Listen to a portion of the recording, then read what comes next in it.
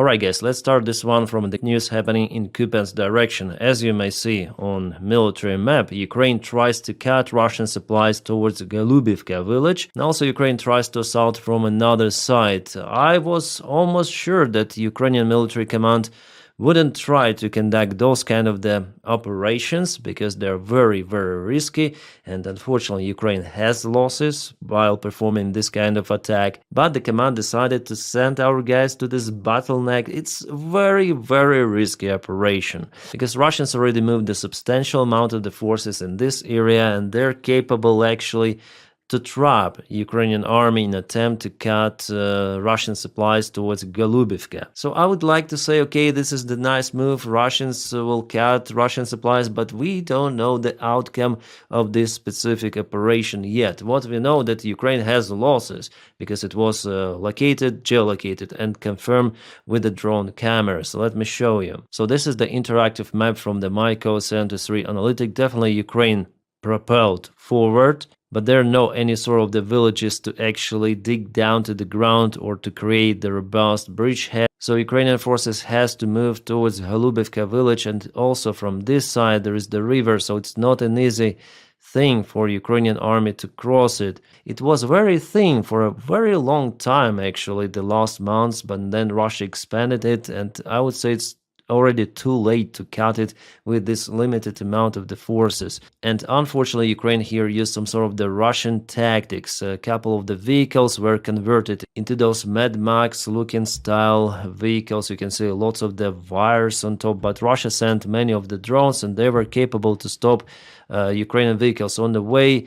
Later on the Ukrainian infantry landed, and unfortunately there were losses. I saw the full video, I cannot show you it here. I'll probably share it on my Telegram channel. So because there are no any tree lines, nothing, just open environment, there were losses for Ukraine. So after all, this attack was not successful, absolutely, and I wonder why Ukraine used the Russian tactics out here. It is vivid and evident that if you use armored vehicles to propel forward on enemy-controlled territory, by drones controlled, by infantry control, doesn't matter. You'll be targeted. It's a very good target. And it doesn't matter how you may protect those vehicles, with those hangars, with wires. Enemy will have enough drones to stop everything. Yeah, it's very pity that Ukraine also has losses. It's a war. But whoever was in charge of this operation is really a stupid commander, because our guys repeated what Russians did in Chasiv Yar, maybe with less forces, 2 of the vehicles instead of bigger convoy. But it's just one-way ticket. They go, they've been kaputted. For what? What's the reason? Yeah, this is very strange. Ukraine has so much experience and still making those mistakes. I'm frustrated because if I play this video fully, there are our guys who've been hit by drones. They were lying there near to the vehicles, completely helpless. So it's too little, too late, this action. As I've told you, 1 month ago, there was thin connection. Now it's very robust. Russians deployed their drone operators in this region. So what's the use? How can you cope with those drones on those vehicles? Absolutely not possible. Yeah, sorry guys for starting this video from not so good news, because you might see some of the map update. Okay, Ukraine is up to cut Russians in Kupiansk or elsewhere, but in fact, if you check out the situation on the ground, it's completely different. Well, I just hope that there will be less mistakes done by Ukrainian army, because the price for it is just enormous, human lives. Yeah, I understand that there are losses as in every war, but this particular one was just the useless waste. Well guys, let's continue with some of the good news. Oh, our favorite drone compilations from Crimea. This is the Neba-U radar that was hit by Ukrainian military intelligence drone. Nice job, guys. Awesome. And this is the Buk system, yeah, Buk M3, also hidden somewhere in Crimea in a local tree line. Some of the missiles on the top, no go. And what is next? Oh, one more radar Neba-U. This is a very expensive thing, and it's already burning. Awesome job done by our Ukrainian defenders. Ukrainian drones operate from the drone boats. That is how it's usually done, and Definitely, I can see this is the Neba-U system. It got huge fire. A Ukrainian military intelligence with Budanov in charge really nails it hard. It's been a while since they posted. I haven't seen those kind of the videos this month. It's the first time, but I'm glad that they keep coming. At least we have some turn response even in Crimea. One of those raiders was destroyed in Jankoy airport of Crimea. Very nice, because it's the main supply hub for Russians. I mean, it's the railroad connection, and also Russia has military base, airfield. What an interesting image from the Kursk Oblast, Russian Federation. This region is bordering Ukrainian Sumy Oblast, and it seems like Ukraine definitely nails the Russian logistics out there. Our drone operators operate far behind the front lines. The video is presented to us by Spilnota Sternenko, and Sternenko himself, who is a well-known Ukrainian volunteer connected to the drone supplies for Ukrainian army. Outstanding video. I'll share it on my Telegram. You may find the link in the video description just below. So this is some sort of the compilation of the strikes. So yeah, this is all-terrain vehicle, I guess. Yeah, still Russia cannot reach that level of the drone usage compared to Ukrainian army, even though Ukraine has way less resources.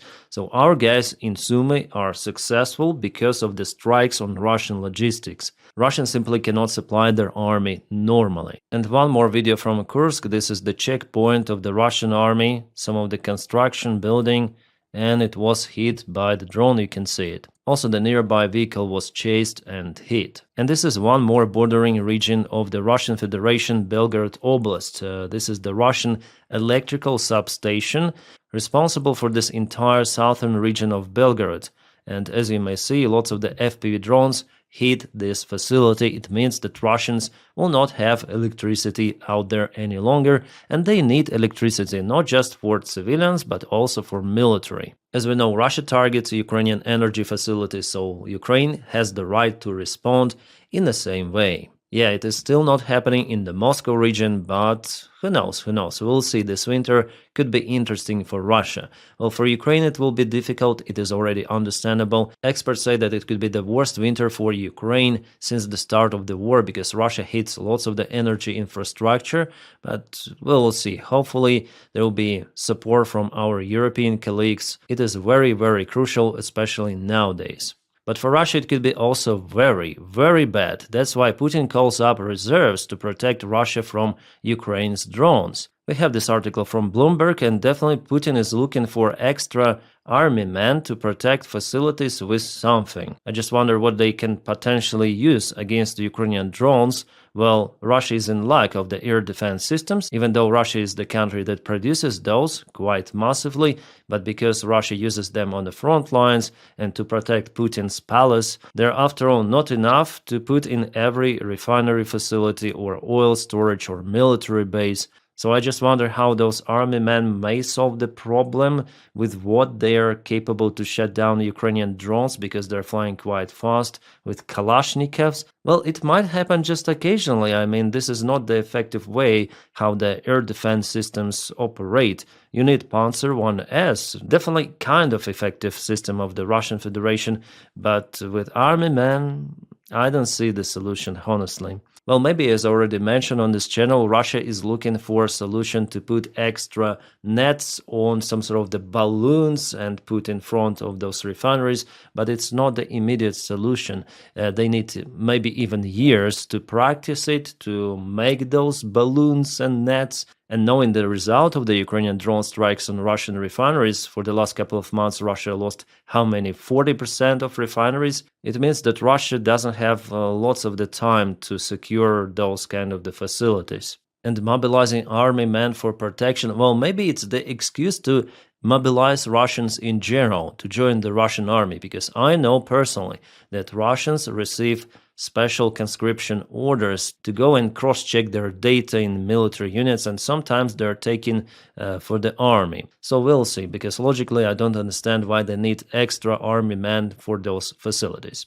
Also, yesterday I reported about the strike on the fourth largest oil refinery facility in Russia. It is close to Ryazan city. Well, today we have the confirmation that facility is completely no-go. It stopped processing of oil, and no one knows when it's going to renew the fuel production. Yeah, looking at everything of that and what is happening on the front lines, Ukrainian drone sanctions deep inside Russia, it seems like Putin is unable to handle the current situation and he's just flowing with the flow of this war. And I'm sure that Putin is actually scared about the current situation because how he would explain all of those million losses for Russians without reaching the goals of the special military operation. So-called special military operation, so he decides to continue, but little by little his economy shrinks. It's struggling. Russia is just this big country with economy inertia, so it will last for some time, for some years even. But the destiny for Russia, well, guys, it is interesting. I guess it's gonna be disintegration from inside, and I'm gonna make updates about update on Russia, yeah, on situation. Then there will be the war between some of the regions of the Russian Federation, maybe Northern Caucasus, Moscovia, Udmurtia, Buryatia, and so on. I'm sure that it's gonna be like that. It's just imminent, and Putin makes it to happen sooner with this war. Now here's the video from a Ryazan refinery facility that was hit yesterday. Just a single drone strike was enough for facility to completely halt its operation. And this is the particular refinery from the close perspective. Plus, United States has applied sanctions on Russian Federation, so there is a big trouble for Russia. And Russia tries to resolve the issue at least with sanctions. That's why they sent this guy to New York, to United States of America. His surname is Dmitriev, and he is basically in charge of the economy wing of the Russian negotiation group. He is Putin's close friend, and he's already been deployed to United States, which means that Russia really takes the sanctions seriously. Here is already a video of him in New York. So he accuses Ukraine that Ukraine doesn't want to negotiate or extends the time, he says. Well, I don't want to translate this bullshit. I can explain what he mentions here. He says that Ukraine is breaking everything, all of the negotiation process, under supervision of the forces in Europe, UK, and other countries. He said that the aim of those forces is to crush the relations between United States and Russia, and his goal is to deliver this message to Donald Trump's administration. And I would say, judging on the history, they have pretty much high chance to deliver it properly and brainwash Donald Trump once again. He likes to be brainwashed, that's the only reason. By the way, he will meet with a special envoy of Donald Trump, Witkoff, and we know who Witkoff really is. He thinks that the shit show Russia conducted in occupied regions of Ukraine is legitimate referendum, and Ukraine simply should give up those territories because Putin wants it to happen. Well, not in this universe, but for Russia, it's better to release those sanctions, and they'll do everything for it, including kissing Trump and Witkoff in the most smelly places. So tomorrow or the day after tomorrow, we're gonna see the official response from the White House relative to the sanctions on Russia. For now, those been introduced because Rubio spoke with Lavrov and stated that Russia is not willing to make any sort of the peace and at least stop the war at the current front line. No, Russia wants to continue. Well, like a variant, if Trump really gets brainwashed, he might do some of the exclusions for some of the refineries, some of the companies of Russia, including daughter companies of Lukoil, so to ease the sanctions, but not officially. The United States already did it before some of the exclusions were introduced. That's probably the case Russians want to speak about. So for Donald Trump to keep his face, okay, I introduce sanctions on Russia, and for Russia to be able to trade more or less freely with their oil towards China, government companies, and elsewhere. We'll see. I guess Donald Trump might agree on those exceptions. I wouldn't be surprised, at least. Jabahat Orban, in his interview to Hungarian media, said that they will try to circumnavigate those sanctions applied by United States of America on Russian oil because it is the interest of Hungary. So we have really a traitor within the European Union and NATO. Hungary. But it's not forever because Orban and his party will lose the elections next year. I'm sure about it because the rating of the opposition party TISA is higher, way higher than Orban's Fidesz. What are they doing, those Russians? Oh, they're honoring the losses with the Russian Z tank. Where is it happening? Ah, there are some of the employees of the military factory who lost their lives because of the Ukrainian drone strike. And this is the facility they were working at, Zavod Plasmas, the factory which was producing some of the components for the Russian munition. Wow. And if you look closer, definitely this is the munition. This is the munition over here, yeah. Firefighter MCS Россия, and here we go. One more piece of munition. So maybe after all, it's not a surprise if you work for the Russian military facility.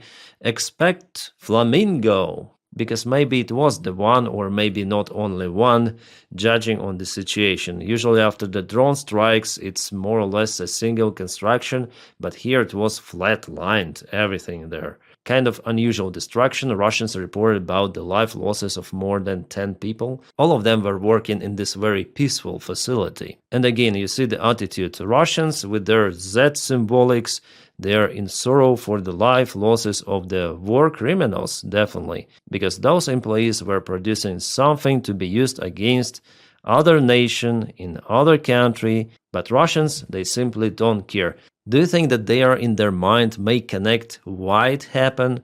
Absolutely not. They do not understand why they suffer because of the Ukrainian drone strikes. I'm sure that most of the Russians, they do not understand that. Unfortunately, yeah, Putin is very lucky with those zombies. Alright, the situation in Zaporizhzhia nuclear power plant is getting way better. It was already connected to robust electrical supplyment, so there is no risk of the further blackouts happening in the station. The diesel generators, they did their best to supply the station for more than 1 month, I guess. It was a really tricky situation. Russians put everyone at risk, and the aim was to connect one more power line to the station to supply occupied regions of Ukraine and the Russian Federation itself. Well, luckily now it is stable. And my friends, thank you so much for supporting me on Patreon and also on membership of the channel. The link for my Patreon is in the video description just below.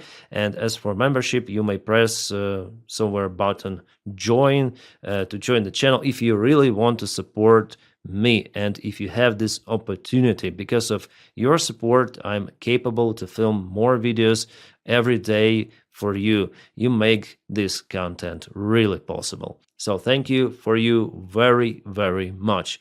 And my friends, I wish you all a peaceful sky wherever you are, and have a great time.